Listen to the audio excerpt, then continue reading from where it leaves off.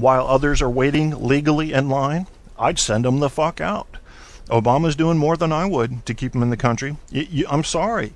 There's a major security risk here. You got to come in the right way. We want you here. There's a million reasons why we need Mexican immigrants in our economy. They are a vital chunk of our economy, but not that way. Not the sneaky way. Not going to work. Not while there's perfectly law-abiding citizens over in the Netherlands and in South America, Canada, and in Asia, and in Europe wanting to come here. They've done an application. They're waiting in line. They've only got a couple years left. And you walk across the fucking border? And that's okay? I don't think so. That's not okay. It's not okay. Not with the security concerns the way they are today. I mean, not with the... You think about all of the threats. One thing, with the exception of smallpox, there was no mass extinction type of threat. You know, you could have terrorists bringing across NBC, nuclear, biological, chemical weapons, and get those things, especially if they can get some of the biological ones weaponized properly, anthrax, for example. Think about it, man. I'm not going to give any terrorists any ideas here. Trust me. The NSA, everybody's already thought about this. CIA, FBI, NSA, the government, DOD, third-party management corporations, the military-industrial complex. They've all thought of this. So I'm not going to tell you anything they haven't thought about already. But say you're a terrorist. Say you hate America, right? You come into Mexico. You come on across the border. You set yourself up. You got a little safe house. You have purchased 4,000 droid, or not droid, but what do you call them? Drones. What the fuck I was thinking Android for. Drone RC helicopters, the big ones, the ones that are about 4 feet across.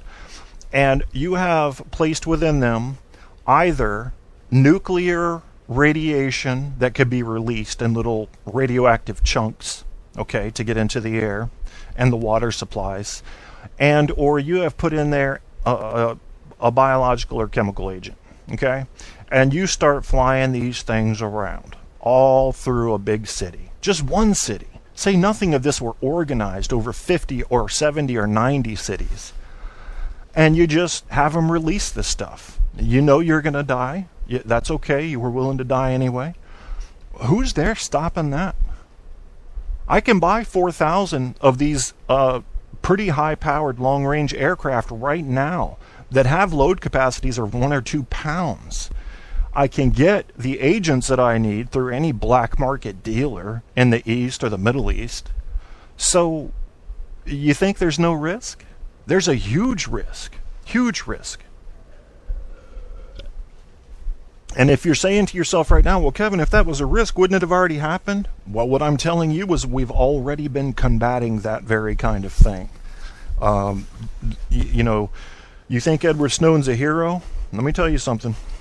When we get hit, probably 5 to 10 years from now, pretty good. I don't know how it's going to be. Could be, you know, we need to think really outside the box. Think about this.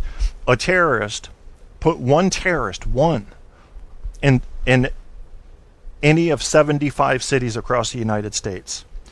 Give them a high-powered automatic rifle, 400 rounds of ammunition, have it timed to where you're getting the peak. You know, you have different time zones, so say it would be 10 o'clock in the morning Central Time, okay?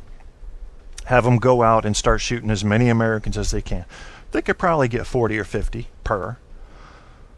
Think about what that would do to this country, and think about how simple the method is.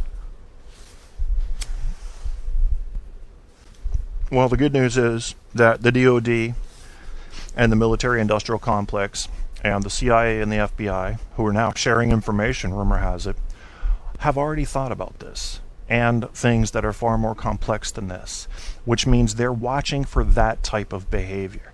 They're watching phone calls. They're looking for anything that looks like it might be leading up to an orchestrated attack.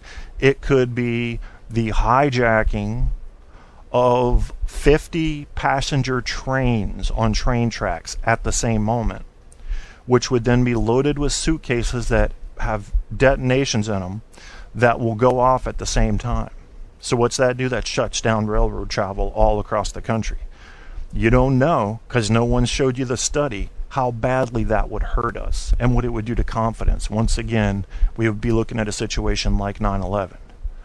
Because you don't know. Now you got no faith in your government. They couldn't stop 9/11. They didn't stop this. What is next? 9/11 you can almost look at as an anomaly as far as security-wise. You can almost look at that and say, okay, all right, we got caught with our pants down. That's never going to happen again. Wait till something happens, though. There you go, AR-15 with 100 rounds. These guys will bring in AK-47s. I mean, with the sloppy gun running exercise that they ran, hell, it should be pretty easy to get some from Mexico. Might even be American purchased. Pretty much every color is getting fucked by cops. That's true. Whites get most of the speeding tickets and DUIs, so they give, well, yeah. Well, that's another problem. It's not just that the police forces across America have become militarized since 9/11, which I can understand how that happened. If you think about it, you can see the evolution. What has also happened is that cities, feeling the economic and financial crunch of what happened from 2007 on, have said, we need to make some money. Tourism's not getting it done. With the economy down, our industry's not getting it done. We need some more tickets. Pull over everybody, put in traffic lights, cameras, put in speeding cameras all over the place. Give everybody a ticket for everything. And that has become a business. They're teaching cops not only to be militant in their actions and take no shit from anybody, regardless of the Constitution, but to get some cash money.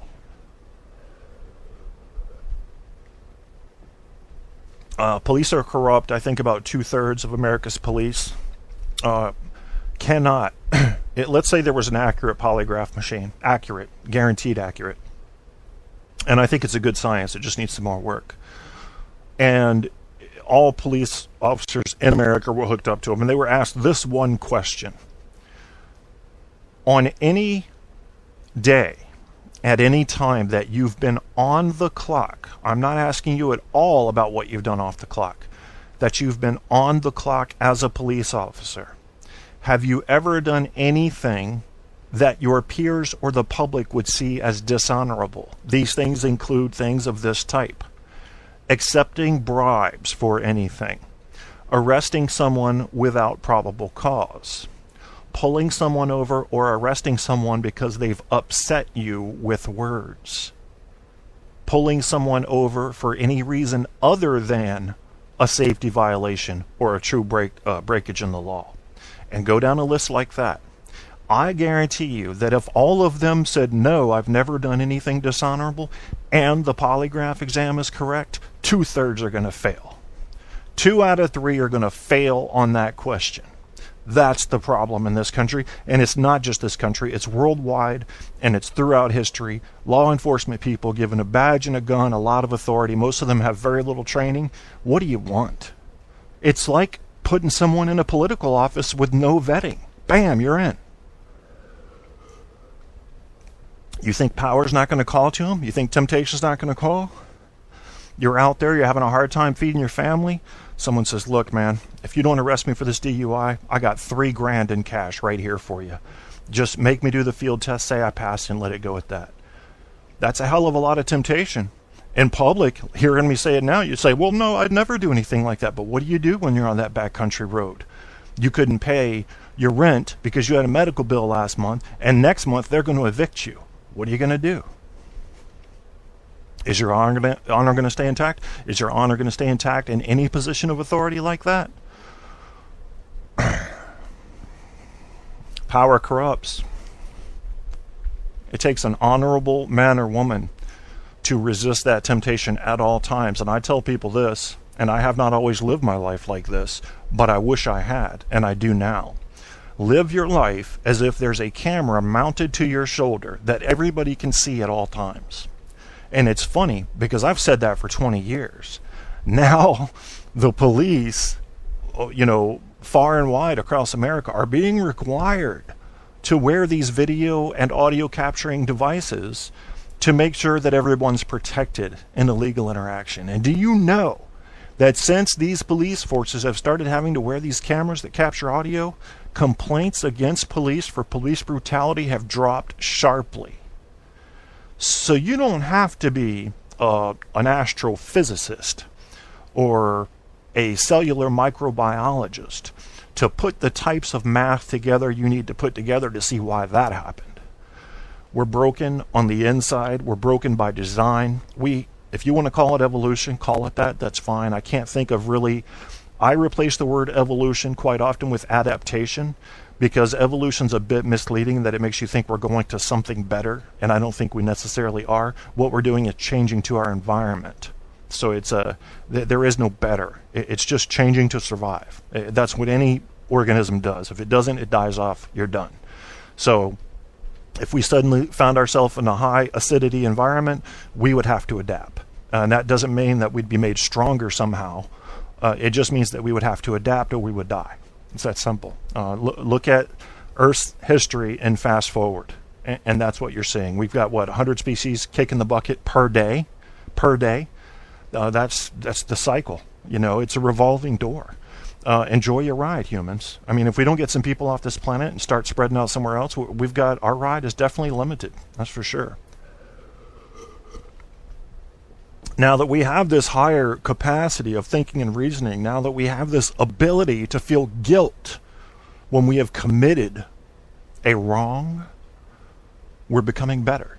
We're becoming more capable of moderating our own behaviors in a way that best suits the bigger picture.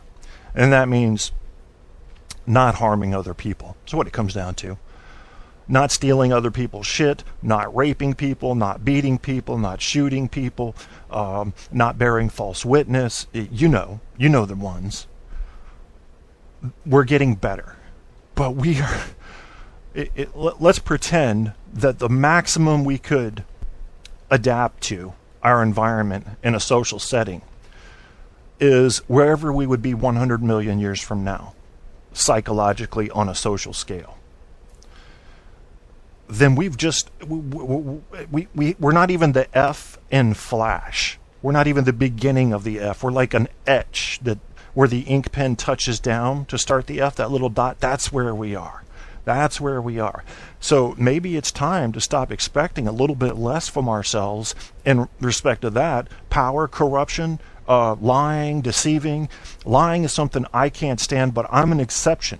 I've been watching the news. I've been reading posts all over the internet. People are not so upset anymore about lying. It used to be a big deal. You guys tell me if I'm wrong, but it seems like lying has become kind of fashionable in the United States. In fact, there are competitions, it seems, on who can do it better now. News organizations that used to be highly reputable are lying in their headlines to get you into the story because they're counting on the clicks for internet-based news movement. I can't accept that. That's where I'm going to be the old dog. I just became old. I just became the guy that says, the way they're doing it now is all wrong. Sure did. And I'm sorry, but I can't accept that. Cannot accept the lying. What you have to... Hi, Stabby McCugs. Welcome back to the chat. Not only do I not know if you're a lawyer or not, I don't even know if you're male or female at this point, because Apocalypse has made sure to keep me confused on that particular factoid. Drug test for what? Amen. Biggest threat. U.S.'s biggest threat is not communism, but rot from within. Absolutely. I mean, that's well, it's true. It's true, and that's the case with any democracy.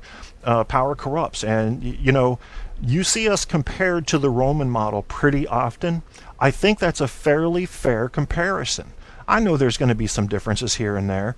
For one thing, the United States is much more fluid in immigration, one with an I, one with an E, than you would have had in an ancient Rome. But they had their package together.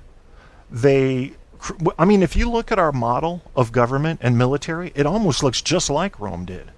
But that doesn't mean we're necessarily bound to the same fate. What it does mean is if we're smart and we claim we're advanced, we can learn from what happened to them and cut it off before it starts. Now, the corruption has its claws in already. Everybody says, Congress